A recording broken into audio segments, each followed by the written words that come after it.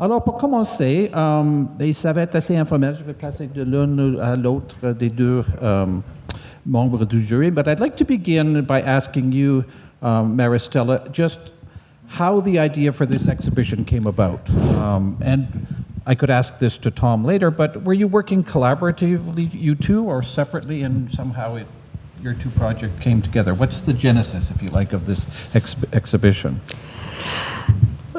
Thank Will for the question, and I'm very pleased to hear and nice to be here, and thanks for all the people who are with us. I think it will be a very open conversation, and actually the first question, I mean, it becomes very personal in a way, but it's interesting. I cut right to the chase. It's interesting, I mean, for someone curating an exhibition also to know how this work came. I mean, what's the origin? Basically, the origin is I can locate it long ago. Not the origin of the exhibition, but the specific interest in this unique, I consider still unique experiment of modern planning that it's Chandigarh. And through more than 10 years, I've been traveling with all kinds of means. I mean, flying, buses, train, and that's part of how you approach a city to Chandigarh. And this was not an interest, I mean, because I love traveling, but it was already part of my for quite a long time thinking about how to approach other modernities. Let's use this otherness as a kind of keywords. Now we are more sophisticated, we speak about alternative and so on. But at the beginning, and I see here around some friends also of my Docomomo life, I mean, the otherness was meaning something it's not Western, that it's coming from another part of the globe where we don't belong in a way.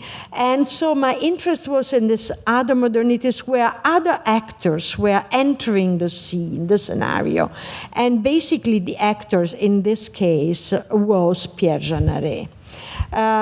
Pierre Jeanneret, because I started becoming fascinated by his role next to the most well-known and renowned cousin, but also because this the director of the Fondation Le Corbusier in these days with us, he always referred to Pierre like le bonhomme. C'est-à-dire, it means somewhere on a shadow.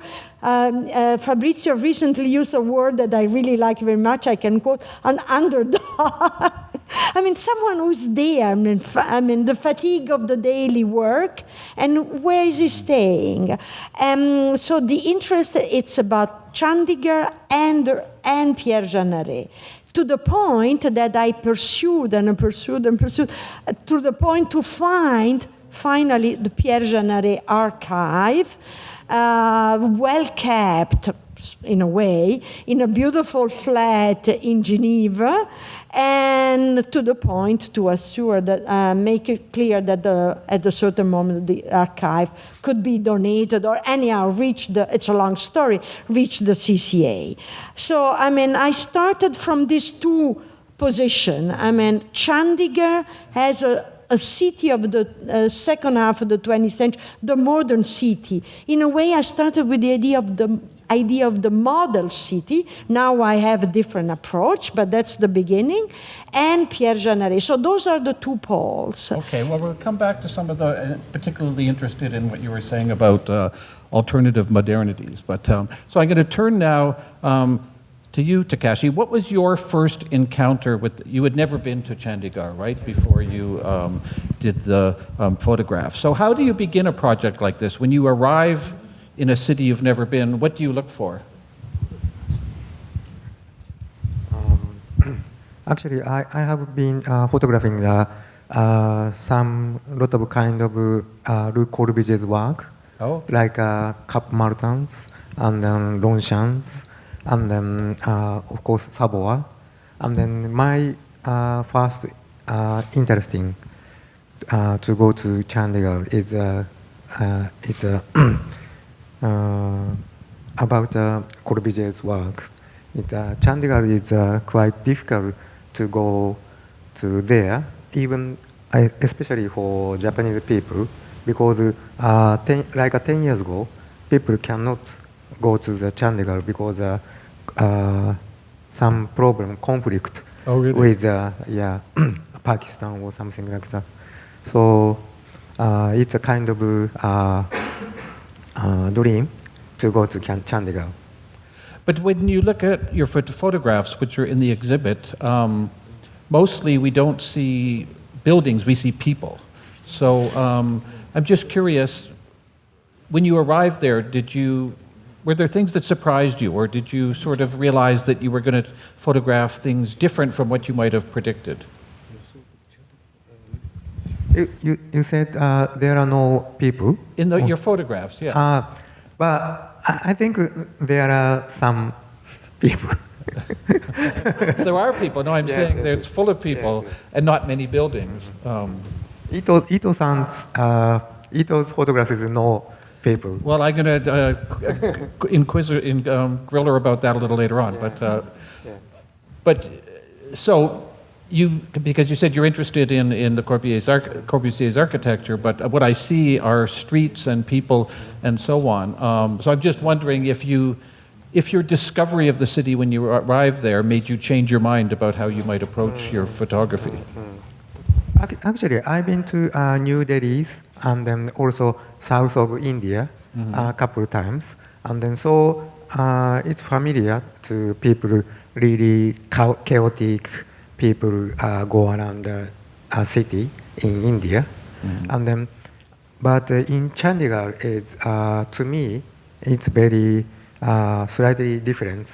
There are lots of modern city and then blocking element, and then but people still chaotic, and then people, how can I say, なんかその建物をこうなんかこう征服しているように弾で使っているような感じです。 As if people have conquered buildings. Okay. And let me just then go back to you with this question, Maristella, because if one watched, when you go through the exhibit, there's wonderful things. There's plans, there's maquettes, there's maps, but there aren't many people. So did you feel at the end, oh my God, we better get some people, so we'll hire some artists, or no? Or I'm sure it was better conceived than that, but... He understands very well. Tricky question. He wants to know exactly how I worked with the photographer when we reached Chandigarh. Actually, we reached Chandigarh not at the same time, because we had two different flights and so on. And at the beginning, I understood from Takashi his interest in the more than the monumenta, but the quality or the myth of the work of Le Corbusier. And I had a different brief. So I immediately questioned myself, how do I start engaging the photographer with something else that I wish to have from him? I mean, a different way of looking at the city. So we talked a lot, and I was pretty positive at the end that the people, the urban fabric, will become part of his narrative. But actually, to say you the truth, I made very clear not to go to the capital. I mean, I'm saying things that I never thought to say in public. I made it very clear not to go to the capital for Takashi. I think we only went the fourth day. The Capitol building. The Capitol building, the Le Corbusier, masterpiece, and so I avoided very, very constantly. Every morning we had another, plan. Also because, and that's another aspect that we can discuss, the Capitol Esplanade, you can more or less walk, reach, but basically you cannot enter now none of the building. If not, having a permission that needs days and days of letters, negotiations, and so on. That's about negotiating architecture and appropriating architecture. So it took me a while, though we sent letters already from Montreal, to get this permission. But in a way, this was instrumental vis-à-vis Takashi to let him emerge in the city, in the urban fabric, before getting the fascination of Corbusian building on the Capitol Esplanade. I mean, this is the way I act, I mean, vis-a-vis So that's interesting because, you know, what we often talk about how cities are caught between the building and the street. And what I find in your work is a very strong sense of the street, a very strong interest in transportation systems, and therefore a very strong interest in mobility, all of which are often opposed to architecture. So were you trying to find a part of the city that was not architectural primarily, that was about the mobility of human bodies? My work, I always thinking about architecture. It's a kind of environment. So I always thinking about I would like to take a photographs that around the architect, and then especially sometimes from the architect. I think my specialist work is from the window, from the very famous architect windows. What's looking the architect? So I always thinking about the environment. Oh, because I forget who said that architecture turns everybody into tourists staring at the building, but you're interested in how we stare back from the building.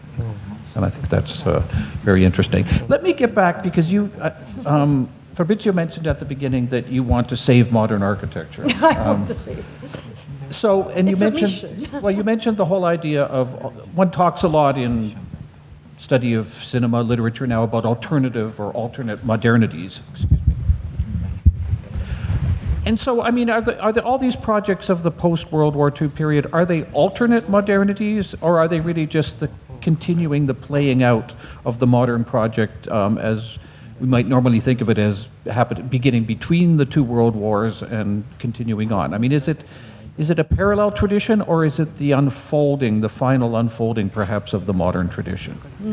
Well, maybe it's not, to answer your question, I mean, the final unfolding of the modern tradition, but now, after also this experience of working with Tom on these different models, I don't think that the word others or alternative can be easily applied. I mean, I don't buy it any longer. I think that they belong to a discussion that it's ongoing, that it has been a model that we have applied. Maybe it's also only for us that we apply the otherness, because we want to recognize that difference.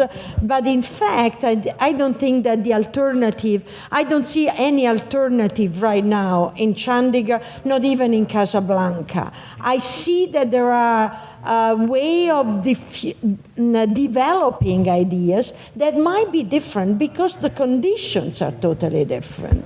And in both cases, the cities that we have been, selected as case study for this exhibition, they have important conditions that are prerequisite for the planning. I mean, the condition of the decolonization, the case of Chandigarh, it has to be clear to our audience that we are talking about a country that more than 2 centuries after the Western India, the British regime, becomes independent. So it's 47, the independence, but this independence has also been prepared for a long time by the Indian intelligentsia. So there is a continuity there. Then, of course, there is a break. But the break doesn't create the alternative. It creates different conditions in which you build or you plan and you develop the city. So how then a photographer can capture, that changing their condition. That's difficult to say, and maybe it's not even the brief for a photographer. The photographer captures what is the condition now, probably, and it's us, the historian, or to build, an understanding, an awareness of these conditions. I don't think that we can give over briefing, the photographer or the artist. Because I noticed you made still photographs and videos at the same time. And I love the one video, it's taken inside the court building, I think, and you see the I guess, judges and barristers walking by. How did you decide what belonged in the videos and what belonged in the still photographs? Just curious.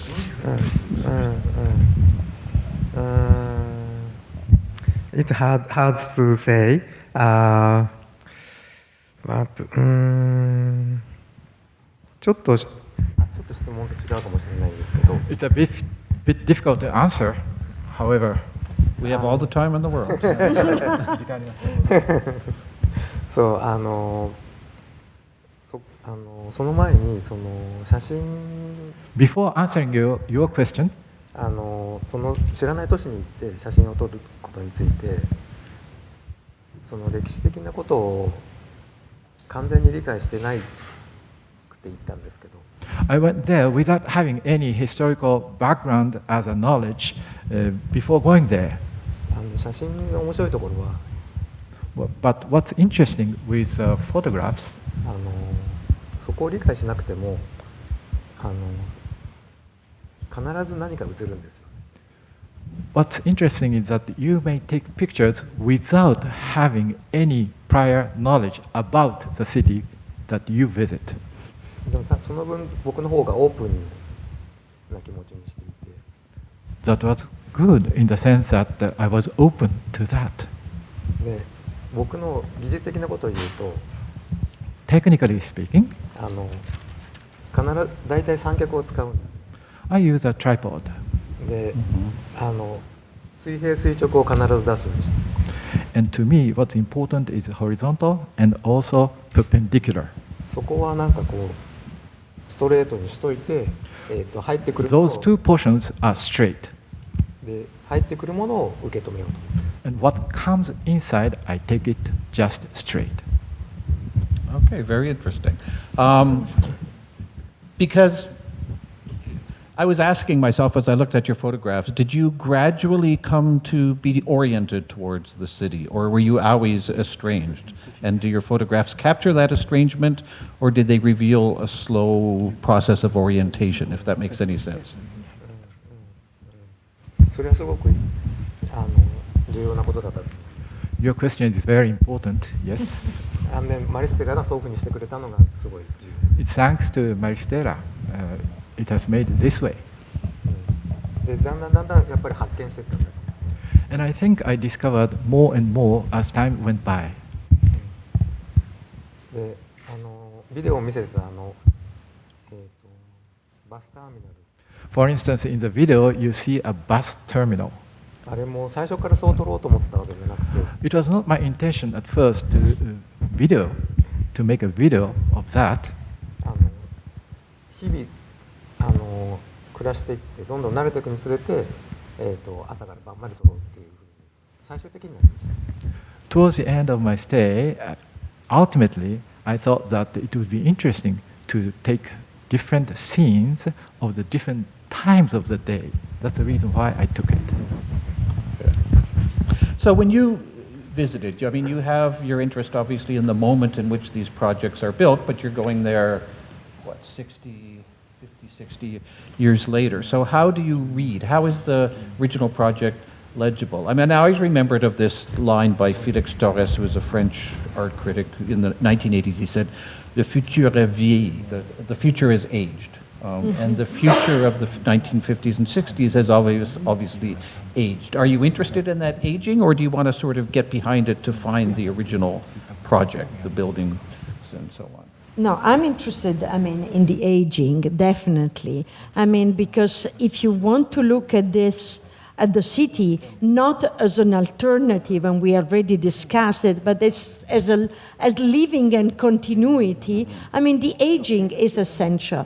I've never been interested, and the exhibition, it's an explanation of that, of the myth of the city, of the big city, the famous city that we have to read about. I mean, what this has been doing, I mean, I have been doing through the exhibition, but through my years of going there, is to continue to find the traces of what was there, but also the potentialities, how these traces have been changing the contemporary situation, and they will be changing in the future. I mean, basically, I have to say, though it's hard to express then in an exhibition, because I mean, that's not the aim of the exhibition, to present the whole project of Chandigarh. You select a few housing intervention, but one of the things that it interests me is to see how much in the sector now you basically don't need to distinguish the government house and the private housing. You walk and you try to understand how the scale of what was the government in the 50s and the beginning of the 60s, when Pierre was still there, for instance, Pierre Jeanneret, and how all that is becoming integral part, like a DNA of the contemporary city today. I mean, the one thing that Takashi did with me, I mean, during the days we were in Chandigarh, I never gave him a condition to say, this is Pierre, this is a masterpiece, this is Jane Drew, or this is non-government housing, this is private sector. This is the city. I mean, how the two things can clash, can go well together, can become something different, but to give an indication to a photographer with this brief, saying you only take that because that's what interesting, the high level, the high culture, and not the low culture. I mean, this is not my interest at all. I mean, I was trying to get the sense of the civic fabric as it is today, and it's becoming more and more the part of the daily life. That's the approach. So I think he never learned from me the name of the architects. I never mentioned. I mean, I tried to avoid that because that was not a point. I'm wondering if you were, I mean, we were speaking earlier, and one of the things you were saying is that although one might believe that Chandigarh was a tabula rasa city, of course it wasn't. It was built, there had been villages and so on, and so there are traces of earlier sort of habitation, agglomeration patterns. And in relationship to that, I know, Takashi, you have an interest in botany in the city and plants. It doesn't turn up too much in your photographs here, but so I'm just wondering, in both cases, how within the city we can find traces of those things that precede it or are outside it, and whether those were of any interest, if that's clear. Do you want me to? I mean, well, let's start with your interest, because I noticed you've done a lot of work on botany and photography in the past. Did you leave that aside for this project, or were you looking for the ways in which the countryside perhaps infiltrates the city? Well, actually, as I said, I was thinking about architect with environment. Right. And then, of course, there are a lot of botanicals. And then, it's very, to me, it's very normal. I take up architecture with botanical. Yeah. I think, to me, for example, when I went to the Helsinki, and then I took Albert Aalto's house, Right. and then I took his olive trees, and his house is just background, and then it's my work. So I always thinking about architecture with something. do you allow me to ask him something? I'm curious. Go ahead. we had the As long as opportunity. it's polite, okay, good. Oh, no, no, yes, Okay. of course. I mean, it's in the I'm usually not ample. We had a quite unique opportunity to enter and to spend quite a long time in Pierre Jeanneret's own house.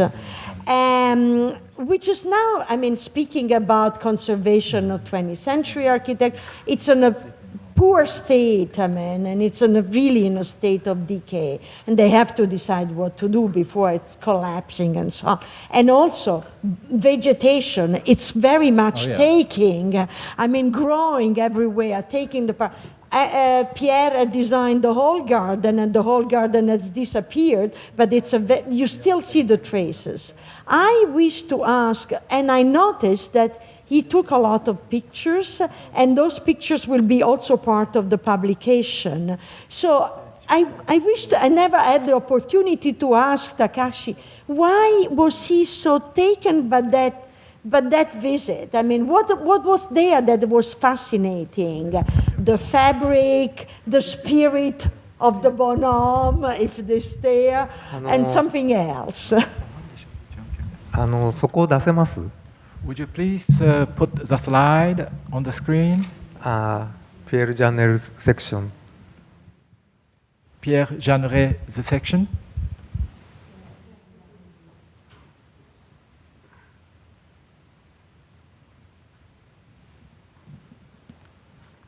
Oh, you can find it. Good.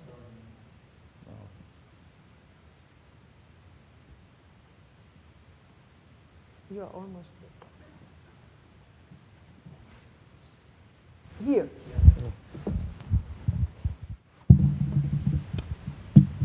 This is Pierre's house. Yes, yes. And then I did so as Maristella said, I did lots of shots in this house, and I really like photography to architects, and especially houses. To me, very interesting, and then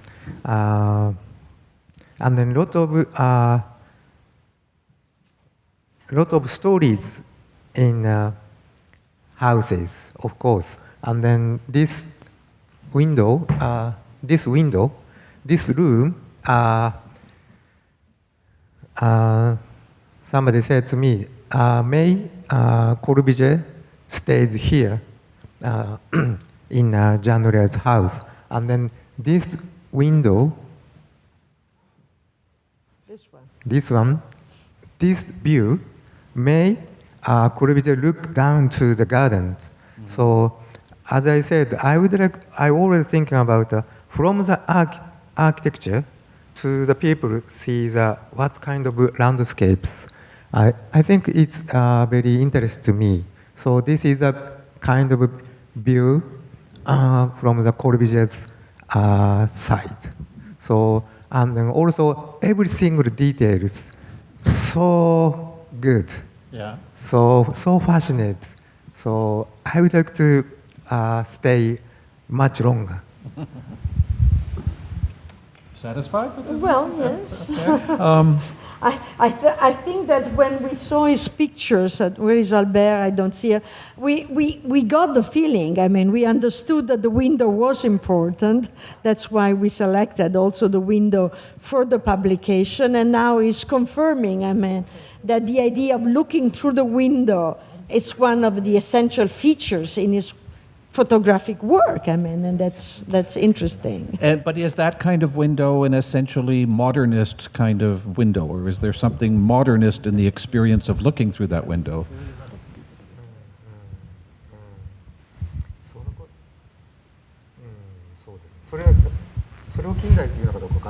Well, I'm not sure if we may call it a modern window,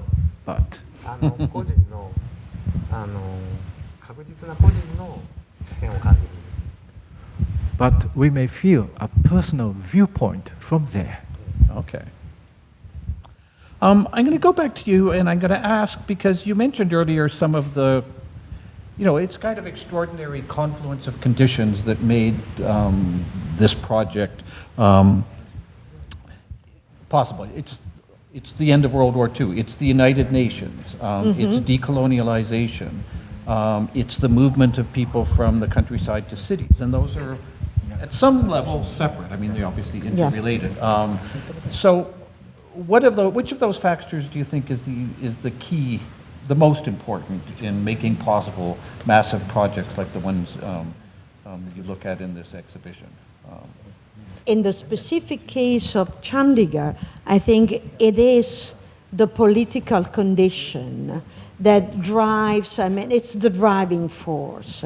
I think that at that point, even before thinking of Le Corbusier having a mission going to Europe to select the architect and so on, there was a major, a priority for the India government and specifically for the Prime Minister Nehru to find a way to give an identity to a part of a population that was feeling being robbed, I mean, losing their own identity.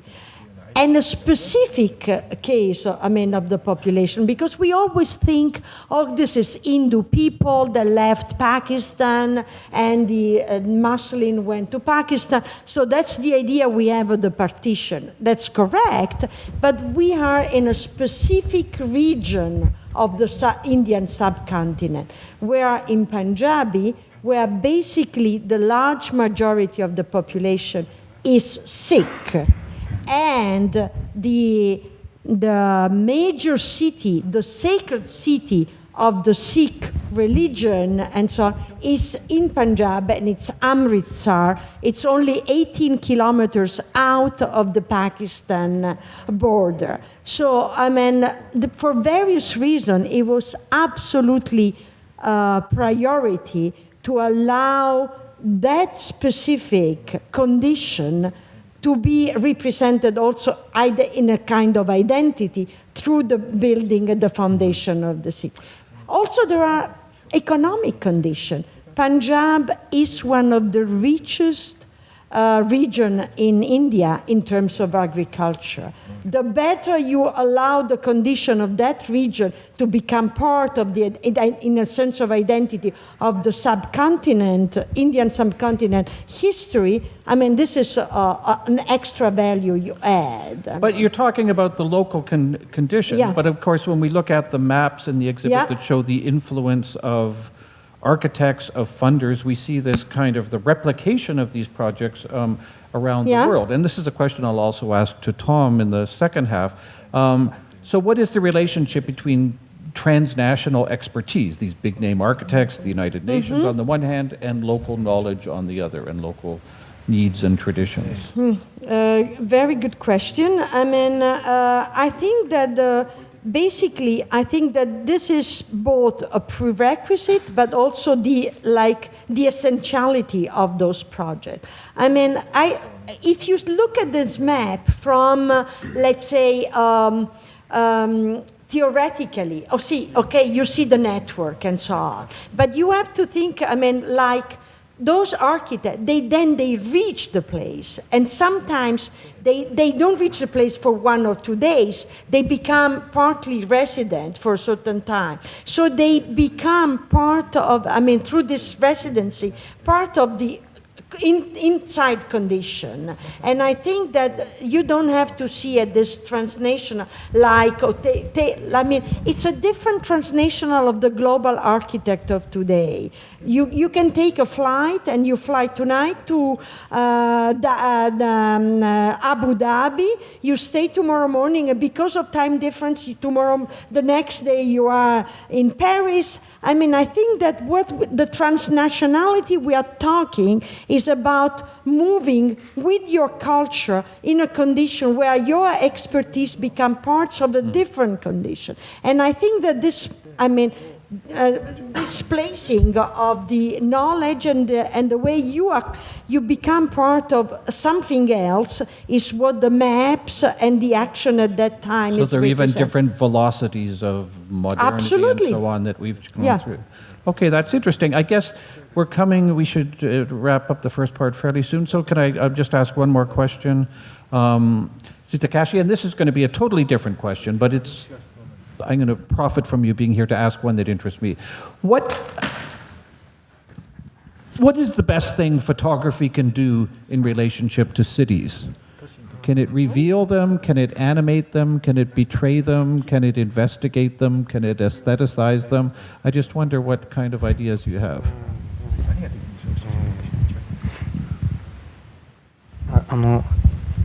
Well, Speak Japanese. 写真建築にとって for architecture, 写真は as a photographer, やっぱり重要だと思います。 I think pictures are important for architecture.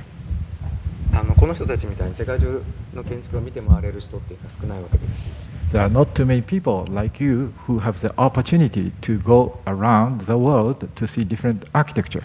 ほとんどの人は写真でアーキテクチャしていくわけです。 So most people will appreciate architecture through pictures. だし、そうした時 This is one thing. そうした時に僕は繰り返しになりますけど、 I repeat what I have mentioned already. 出来上がったばっかのこう建築だけの写真より、その建築全体のどういうシチュエーションに立っているのか、その周りにはどういう草花が咲いているのかっていうのを撮りたい。 So what I always wanted was not only to take pictures of an architecture, but also surrounding objects that surround the architecture in question, including botanical elements. それとあとチャンディガールのことでもう一つ言いたいのは、 Another thing that I want to mention about Chandigarh, 僕は日本人なので、 as I am a Japanese, で歴史のことで考えると、 from the point of view of history, やっぱり丹下健三さんのことを考えてしまう。 I think of Tange Kenzo.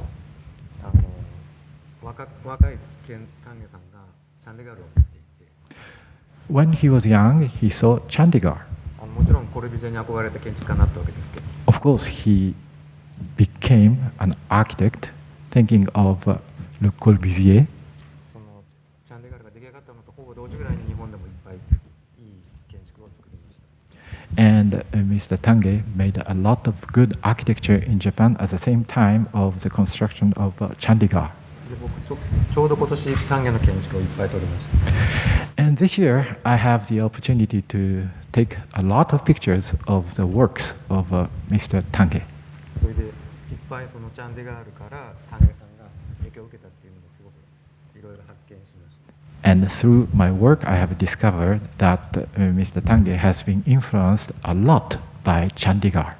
でそのハイコートとかそういうところにいた時に丹下さんもここでこういうふうに見たんだなっていうことをすごく感じました。 And when I went to the High Court, I thought that Mr. Tange might have seen in this way. Tange visited Chandigarh, and there are letters between Pierre Jeanneret and Kenzo Tange, an exchange of the correspondence in our archive at the CCA.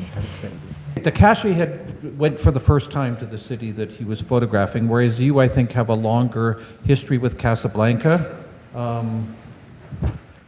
What is it? Did you jump right into the city and begin taking pictures, or did you allow yourself, again, to return to things you knew or to discover things you hadn't known? What is the process by which you sort of approach the documentation of a city? I didn't know the city. I've been there about 30 times, but it's a very big city, and those specific neighborhoods are not neighborhoods where I would spontaneously go to. I know a little bit of the center of the city and a little bit of one zone in the suburb in the south, but not that part. Was your choice of where to photograph based on the sort of specific interests of this architecture project, or were you sort of given free rein to go where you wanted? Well, there's a great organization in Casablanca called Casa Mémoire who has been developing over the last 10 years, if I'm not mistaken, educational work by giving tours in the city, showing the modern constructions, and educating people in their own heritage, and contributing a lot to saving a few buildings. And so I knew that there were I knew the history, but I hadn't experienced them. I had never been there. And there's also a new transport line that had just been built that goes from the center of the city to those buildings. So I had a precise agenda to go and see these buildings, but also to experience the road from the center to the outskirts that used to be very much separated, and very recently that were just workers' dormitories and historically. My only connection to them was the history of the events that took place in the 50s there, and that's what they were famous for in my own history. And you mentioned the attempt to educate the resident. I mean, do people who live amidst these historic projects really know that these are major sort of canonical architectural works, or? I don't think so. No. I think it's recent, and I think the work that Tom did with the exhibition, with Marion, and all the Casa Mémoire work that they've been doing, taking people and students, guiding people, giving tours in Arabic, taking students around, having open doors, patrimoine days, heritage days, where you can decide a zone of the city, making guides. They just published a guide in Arabic. I think there's a before and after. The idea, I think, for someone as not a non-specialist like me would be that there are beautiful Art Deco villas in Casablanca that a few people want to save, and a few beautiful cinemas that shouldn't be destroyed. And once you discover the work of these guys, and once you have an architect as a guide, it's an extraordinary difference. And they also collect archives. So the history of how the city was built, the project, I was a little bit familiar with it, but I did a lot of reading before I jumped. Okay. Tom, I mean, I'm curious, and it's a question I asked in the first session of your co-curator. How did you get into this? I'm interested in whether you started out with an interest in the wider movement and then sort of chose Casablanca, or whether you had this strong interest in Casablanca from the very beginning. Well, I think that I shared, just as Maristella, this interest in looking upon modernism as not something which was, let's say, a sort of Western thing, a Western development, let's say, and that's how I came to Casablanca. To be very honest, I started to research on Casablanca in the late 1990s.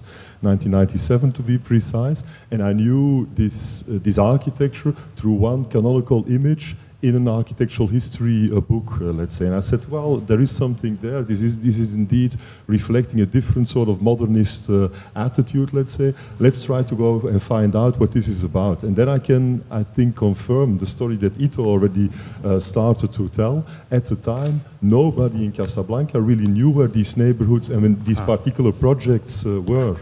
I remember talking to people at the architecture school in Rabat and asking them where would this be, and they wouldn't know. Talking to people in Casablanca, there were no really maps even available of these neighborhoods, so they started to draw for me a plan and telling me this is where you should go. And people were advising me, il faut surtout pas y aller parce que ce sont des quartiers chauds. So please be careful to go there.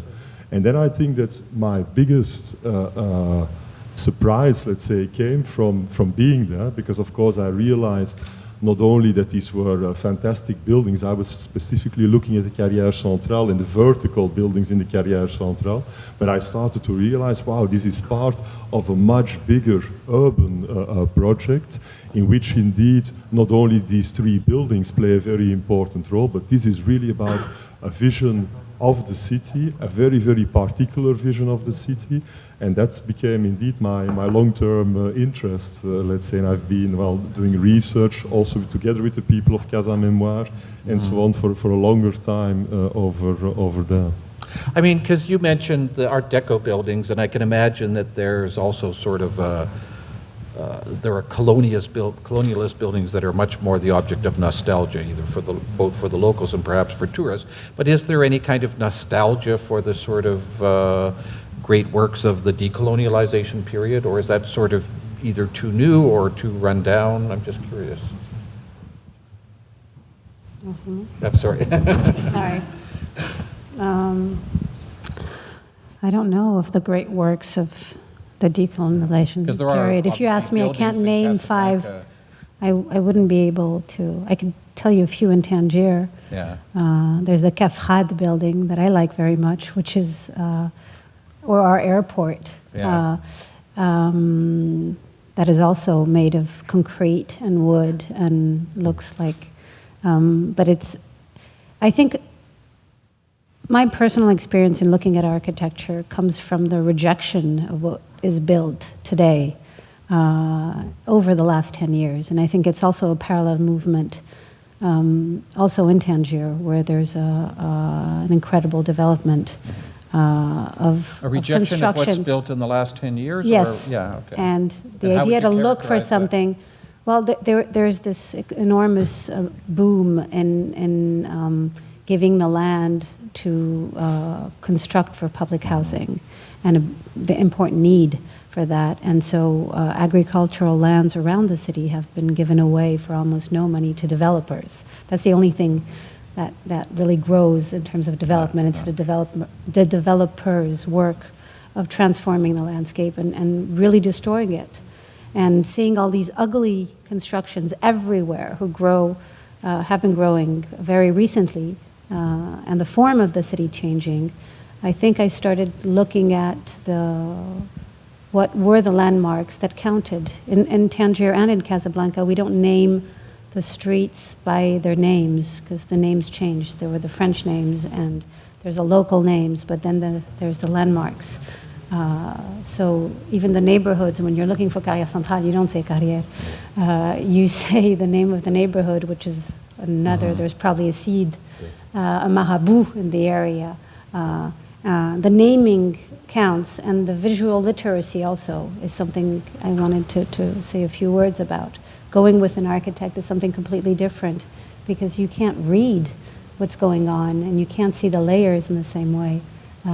So I think these neighborhoods, once you're introduced, once you learn how to look at them, you start caring about that environment, its history, and its place in the construction and the transformation of the shape of the city. But then I'm going to ask the question that I threatened to ask earlier, which is why in your photographs here, there are no people or almost no people, and yet there are all kinds of traces of human life, everything from the television antennas on the top of buildings to the fabrics laid or strewn or arranged.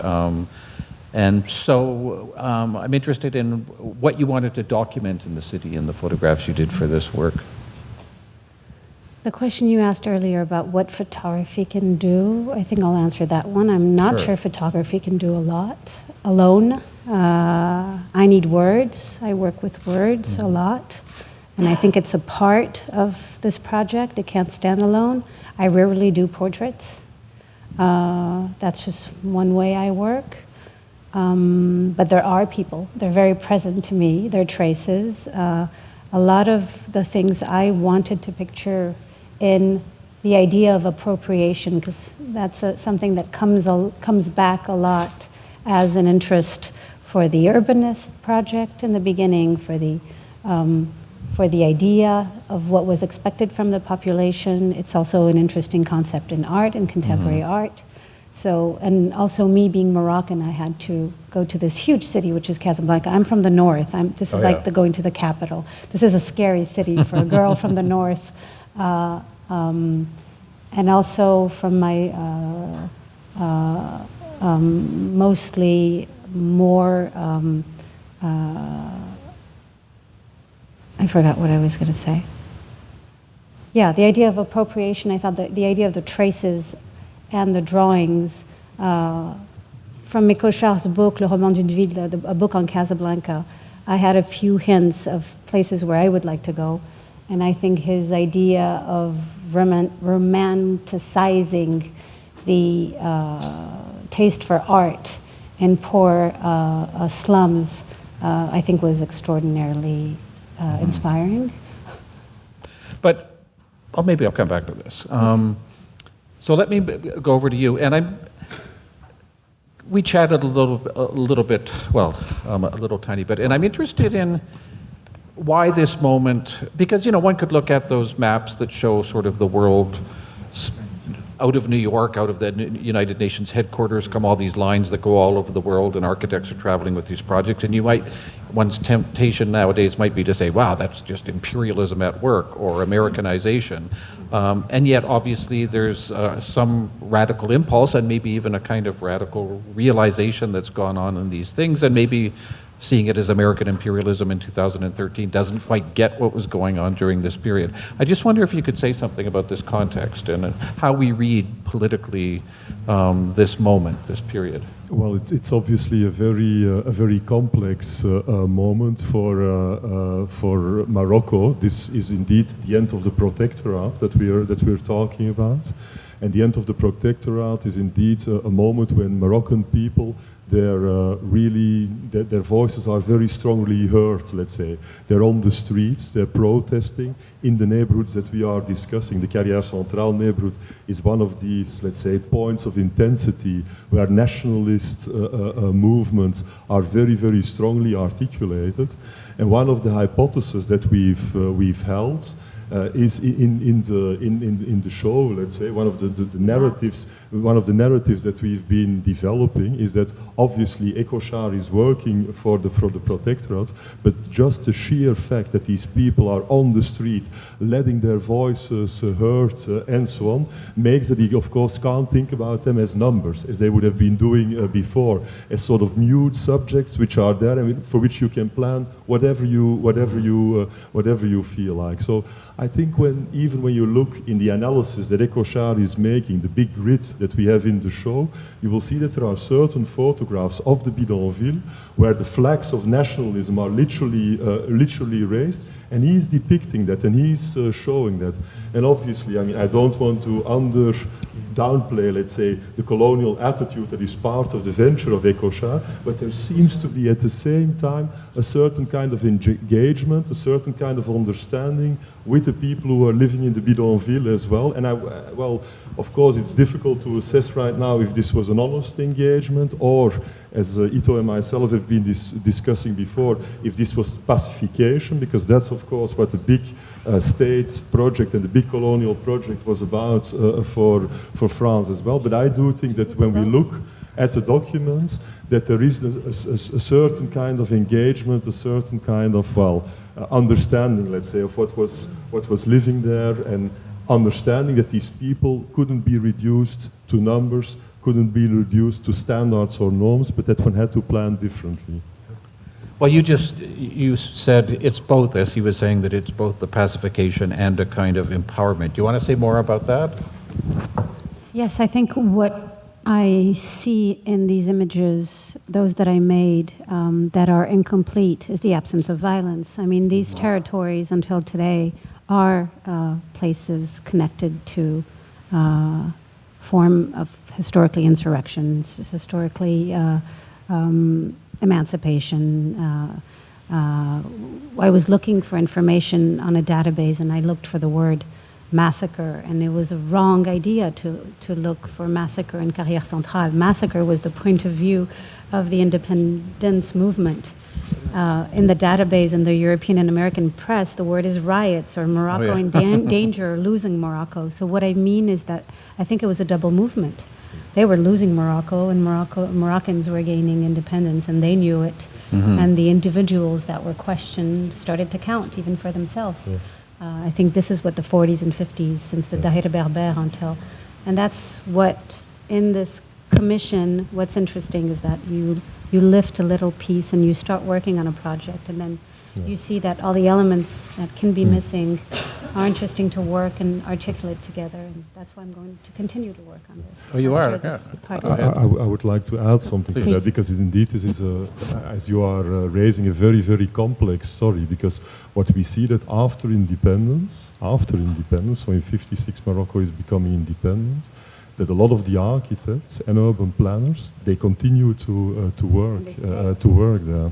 So this is, I think, yet building similar kinds of buildings, or yes. Yeah. For instance, the tram Ecochar, the Ecochar grid, has been used until the 1980s late 1980s, this has been used as a planning principle. To me, I must be very honest, I still even don't understand fully, don't fully grasp, let's say, how this can happen. So obviously in the planning of Ecochar, there was a lot of violence, a lot of oppressiveness, let's say, involved. And as you are rightly pointing out, Yto, I mean, people were also literally reacting to that as well. I mean, this was all part of the moment, let's say. But for me, it remains very, very interesting, I would say, but also difficult to conceptualize what is happening then after that moment of independence, indeed continuing in a sort of same vein, looking from a distance, let's say. What does that learn us about that modern architecture, that modern urban planning, let's say? It's for me a very triggering question, to which I don't have an answer, I must say, immediately, but which I think, indeed, through further research and through further understanding, we can become more precise about that, about our understanding of this particular situation as well. Because in a couple of your pictures, and I think I referred to this, you see lots of, I guess, satellite dishes now and maybe television antennas, and people have painted their houses, which were all part of the same complex, different colors. And, you know, it's often commented upon, whether you're talking about north of England or wherever, where you build these estates out of an idea of uniformity and democratization, then everybody starts making theirs look different from the person beside them, and they become adorned with these various technological appendages and so on. I mean, can we say from day one people took these buildings and made them into their own in creative ways, or are they just doing the best? It's not an either or, the best with what they had. I mean, is the creativity, I guess, is there at all levels. It goes back to the local knowledges that we were talking about earlier. You have the architectural planning, and then you have the residents who redecorate and redesign and all kinds of things in between. In the exhibition, there's a photograph where you see the Carrière Centrale, and Tom giving the tour earlier. Yeah. Oh, pardon. We can see it. In the exhibition, there's an image, and I think the caption says that people are already transforming the first floor of the horizontal for the first second, making it theirs. And I think that's the point, or that's what a grid I imagine is for. Yes, exactly. And So that's not that was betraying modern successful. Architecture, that's fulfilling its promise? Well, not in this specific case of the Moroccan unique, or one of the unique experiences, I think. I must say what I always liked at looking at this very particular case study of Casablanca, that indeed, as we very often see in Europe, or even in America, I think that modernism is understood, modern urban planning, modern buildings are understood as something which is static, let's say, something which is there, because it's eternal, which is perfected, which is ideal, which is universally applicable, and so on and so forth. And I've always found that very, very inspiring, I must say, by looking at Casablanca, that from moment zero, let's say, indeed people have starting to appropriate and transform that part of the city as well. If we think about it, it's very, very strange, because parts of the city which date from other areas than the modernist period, we find it very, very normally that they are transformed, that we are adding pieces, that we're changing pieces and so on. Only for modern architecture, this seems to be almost like a taboo, I would say, very often. And I think that there we see that Casablanca is indeed, or these neighborhoods in Casablanca are learning us indeed that modernism also can have a certain kind of openness, can be transformed, can be just as much as all these, the city fabric of the 19th century, or what do I know, part of everyday life, and indeed thus needs to transform as well. There's one, I think, funny anecdote. I interviewed some people using a translator in the Carrière Centrale in Morocco, and somebody told us once, all Moroccans are architects. One of the inhabitants told us, which I still remember as a very, I think, interesting way of thinking about how this is working. That's interesting. Did you want to Can add I? anything on Yeah, that? no, I just wanted to, I was thinking of something. I think the hybrid aspect of the architecture, or the collage aspect that I wanted to underline, is also very symptomatic of a way to deal with culture, all forms of culture, music, clothes. You can see someone wearing a traditional jalaba that we didn't give up, but at the same time it's much shorter and the heels are high. There's a lot of negotiations, that's one of the words you like, in inventing and adapting, in surviving with what the sirens or the sirens of with television and all these satellite dishes, which are quite recent in Morocco. Yeah. With the culture that's been accessible, and still a sort of attachment to being a migrant rural, coming to the city and inventing something that functions. I think it's very vivid. When you start looking at it, it's very interesting. No, I can imagine, not that long ago, people being horrified by all these TV antennas or satellite dishes, that these people have just been swept up, hypnotized by mass consumer media culture, but it's also sort of signs of real inventiveness in remaking the place where you live into the place where you live. Let me ask you, Tom, what's the biggest misconception that people have of Casablanca, or maybe that you even had before you started studying it? Well, that's a very interesting question. I think that for me, what has been misunderstood, and what I think two things that I would like to name. First of all, when people have been looking at Casablanca, they've been looking at specific projects as if they were isolated projects. So objects, as it were, in space, which could be glorified in our architectural histories because they were nicely composed, because they had a nice modernist composition, let's say. And I think that's what we are doing in the exhibition here is trying to show, well, this is part of a broader urban thinking, let's say, part of a broader urban project, and please consider this in that sense as well. An urban project which was conceived, but maybe more importantly so, an urban project which was negotiated and transformed by the inhabitants, and indeed has shown 6 decades long a very, very strong performative quality, let's say, which I like enormously, and I can't be stressed sufficiently in my mind.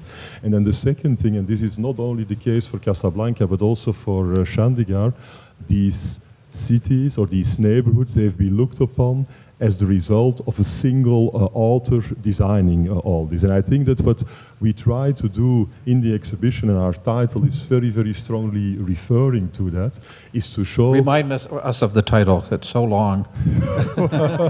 So I'll leave it there. Okay. It's the long title, let's say, where we try to show that when we think of these places, that these places are the result of a very complex negotiation, indeed, to use the word one more time, between these different actors. And when we're talking about these different actors, I also want to underline, it's not only those who are called traditionally the experts, let's say, so the planners or the politicians or the economists or the sociologists, but it's also about the local constructors, the carpenters, and I even would include the inhabitants.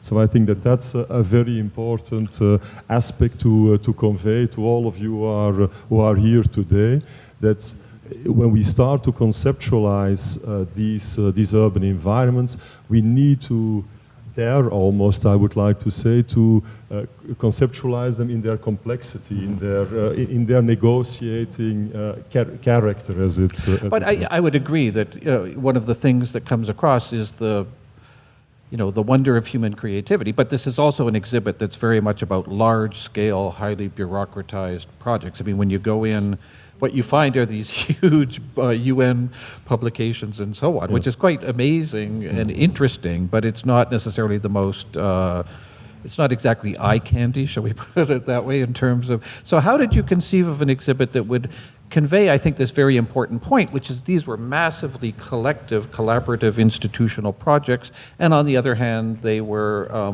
things that landed or arrived in places where locals then went to work adapting and changing, and I throw openness to both of you, because it's a real challenge, I would imagine, as a curator or as an artist called upon to be part of an exhibit. How do you capture these two dimensions? Well, indeed, this was one of the challenges, not only conceptually spoken, but also in terms of the material, let's say, that we were we were going to show. And feel free to jump in here. Yeah, because you know, of course, very well that what is kept in archives is very often the stories of the, let's say, the most prominent and the most dominant, I would say, as well, actors in this whole venture. And I think that, well, bit by bit, and sometimes more successful than other times, we have tried to introduce indeed some of these other actors and try to give them some prominence as well. When you look in the exhibition, we've done quite a bit of effort, for instance, to not only name the chief architect or the chief planner, but also show that there is a whole apparatus of people there. We have done a lot of effort to get photographs of indeed the constructors there, which were normally not really present. And then, well, I already said it before, yes, and which were anonymous, of course, as well. And then I think also the work of Yto has been very, very important to, again, adding another layer to our understanding and another making present, I think, another set of actors, if you want to, mainly to their traces, as you were saying before, but very, very powerful traces, very strong traces which are there in that built environment and speak possibly even stronger than what the architects and the urban planners did. And I think that's the value. And when I'm talking about these traces, by coincidence, we have two images here behind us.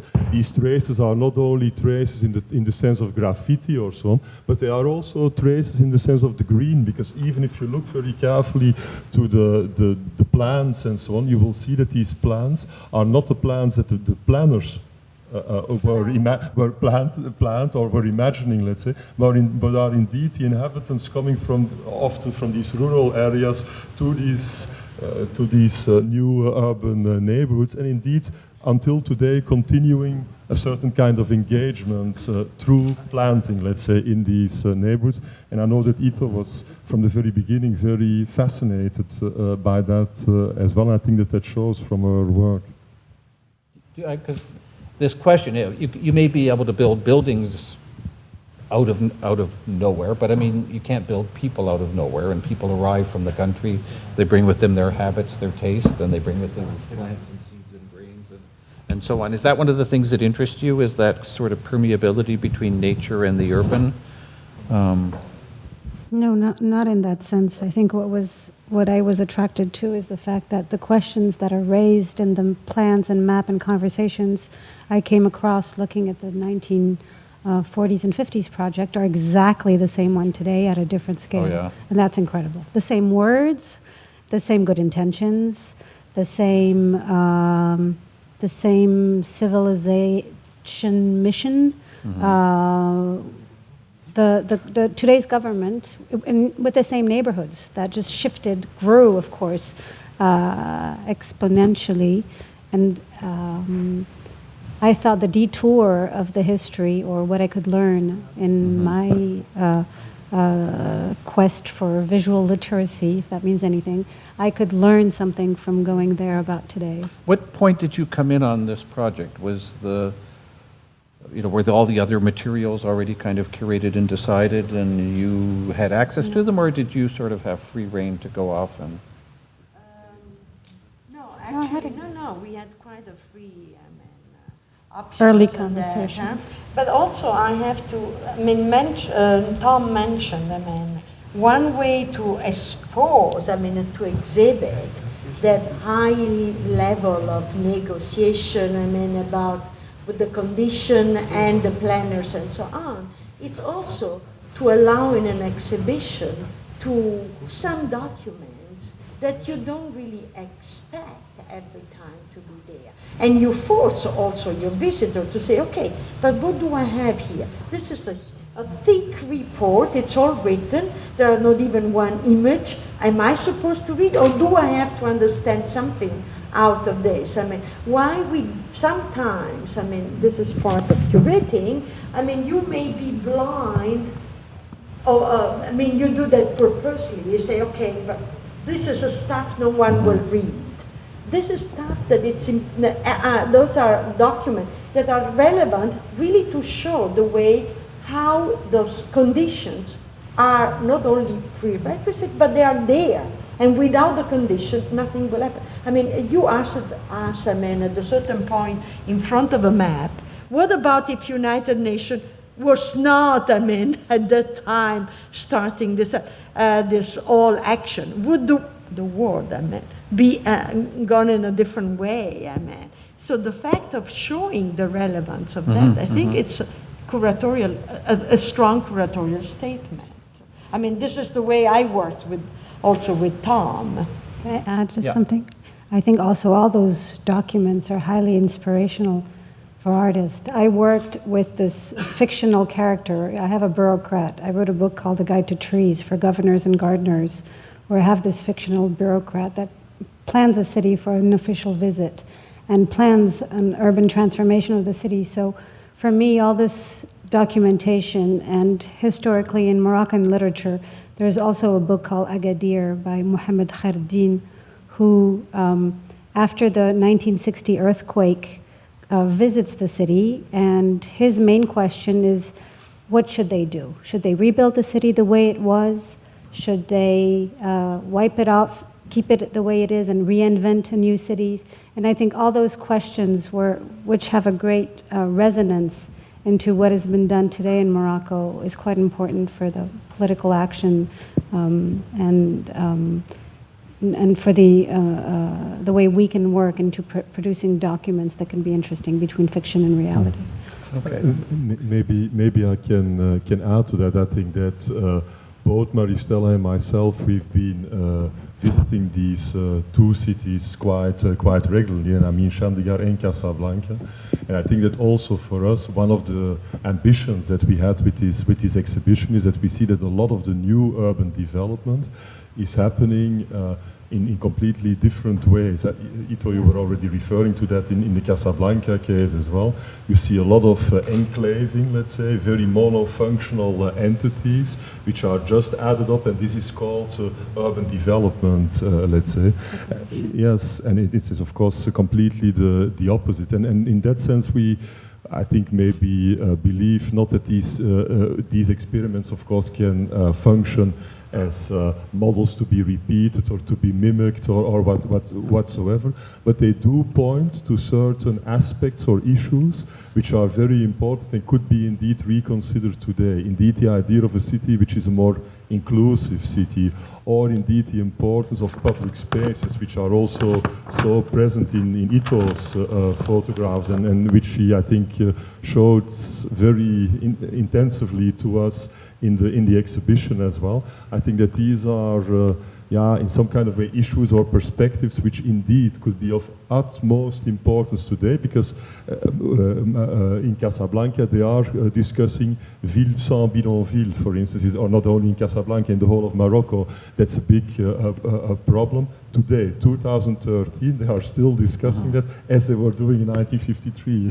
Let's say so. This remains a very important issue, and I think that by articulating these narratives, by articulating this history more precisely, that we could point to certain dimensions which could be of importance in a contemporary debate. I had a question concerning the UN and the Ford Foundation and how all of this was proceeding really on the ground. Was it just financing? Were they also, were they also giving guidelines to follow on these on the developments? You mean the way they basically the funding that was I used. mean, but the way they were operating at the time. Yes. We'll both try to answer. I mean, if we think of the Ford Foundation, which is what you could call today a non-governmental agency, basically, the Ford Foundation has been at the center of a lot of investigation recently, because the fact that a non-governmental American organization decides to establish the first headquarters outside the US and outside any Western country in New Delhi means politically that they decided that something in that part of the world should be monitored or controlled, but not really vis-à-vis the sub-Indian continent, but vis-à-vis the whole area around. I mean, which means Pakistan, Afghanistan, and towards China, of course. And this, if you read the document, this is very much contested at the time. It's not a simple having a building or occupying a space in New Delhi, but it's occupying a very specific political position within the, the world in that area. This is, unique in terms of the fact that it's a non-governmental agency that goes there. And then, if you go through the document, you recognize, first of all, that there are several specific actions that they take into consideration. Of course, it's education, it's agriculture, it's health, because that's exactly what the aid is about. It's about those fundamental elements in daily life and the need. One thing that probably we never mentioned is that the Ford Foundation, it's operating, for instance, speaking of an agency, in Delhi, but it's operating, Delhi is the headquarters, but they are, for instance, their monthly bulletin, it's about India, Pakistan, Afghanistan, so they are really covering in a very political, very strong position, the whole area. And then they have procedures. It's also a way to allow local people to receive grant. That's another action. To come, for instance, to the United States for education, for becoming more expert in specific disciplines. So it's an exchange as well, in a way. Tom, do you want to? Yeah. Maybe the United Nations, it's a different way of operating. But maybe very shortly, because this is a very big, I would think, window that we open in the exhibition as well. But I think what is very important to understand that in this whole venture of what you could call development aid, let's say, which you could label development aid, that architects and urban planners are playing a central role. And a central role means that this is not only about funding, this is about them going there on missions, they were calling that missions. This is about them making reports, this is about them making plans. And I think one of the big contributions, historiographically spoken, that we are making with this exhibition is that we are showing that people like Michel Cochard, who were working under the colonial regime of the French protectorate of Morocco, then move on into these development aid networks and start to work in Karachi, in Dakar. Well, they work all over the world, let's say, and this working is not only funding, it's literally doing the work, doing the planning as they were doing in the colonial context, you can say as well. So this is, again, I was already saying previously that it's for me difficult to understand the switch of how in Morocco indeed what was planned and designed under the colonial regime in some kind of way continues in the decolonial regime, let's say, or the post-colonial, maybe you could say, regime. And this is another thing, I think, that this is another aspect, I think, which we're just starting to explore. How does this expertise move from colonial regimes into development aid regimes, let's say. I think we are, with our exhibition and also with the book of which you see the model here behind us, only starting to explore what this could mean, and also not only starting to explore in the sense of applauding that, but also starting to problematize this as well. I want to underline this as well. I mean, we're not only applauding here or championing this here as the ideal model, let's say. Quite on the contrary, we want, of course, to start the critical discourse and the critical analysis on this as well. Let us be very clear about that as well. Est-ce qu'il y a d'autres questions, commentaires, interventions?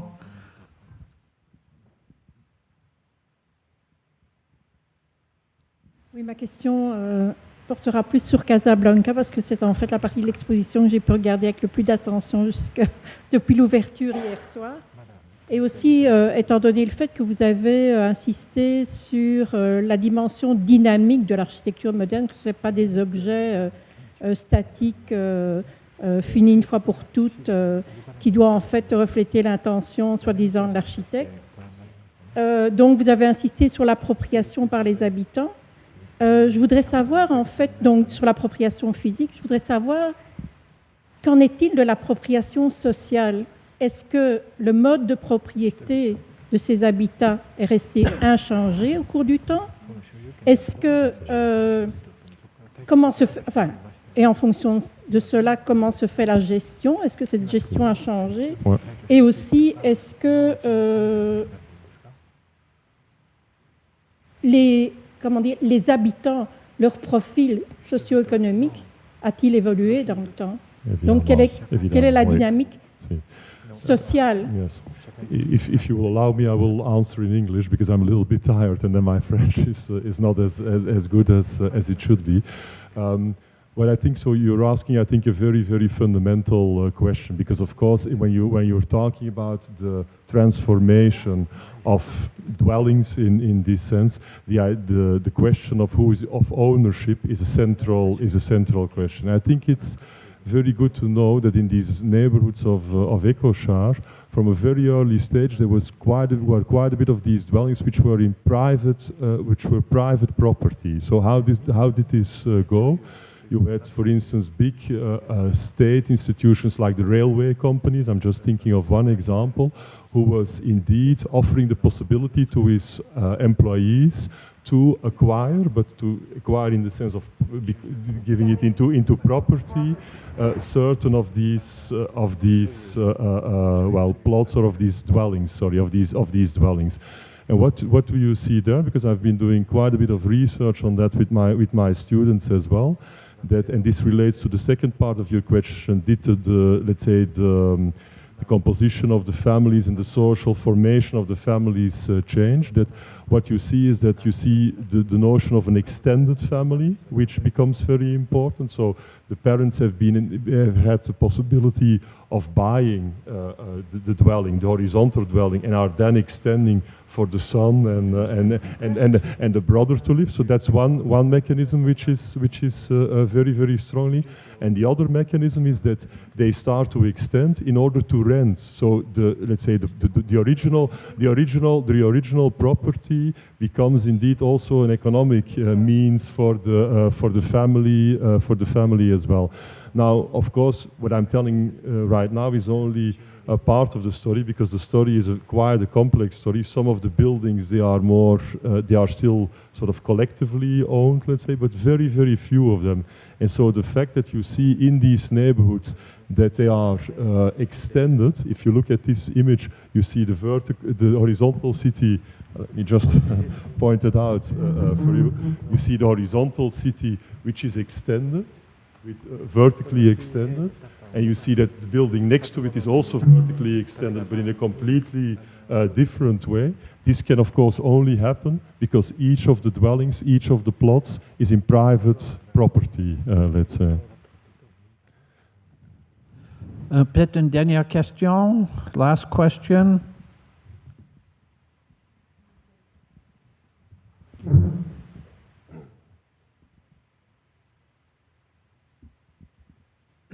So this is a question about the Cité Verticale, particularly in these images. It's a question that maybe we think we know the answer to, but I just kind of want to provoke maybe a rethinking of it and ask you, because I'm sort of curious.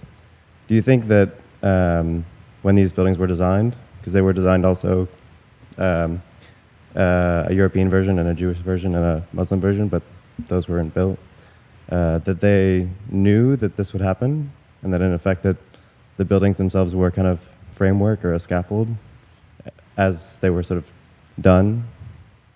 Do you think that that they had this intention in mind?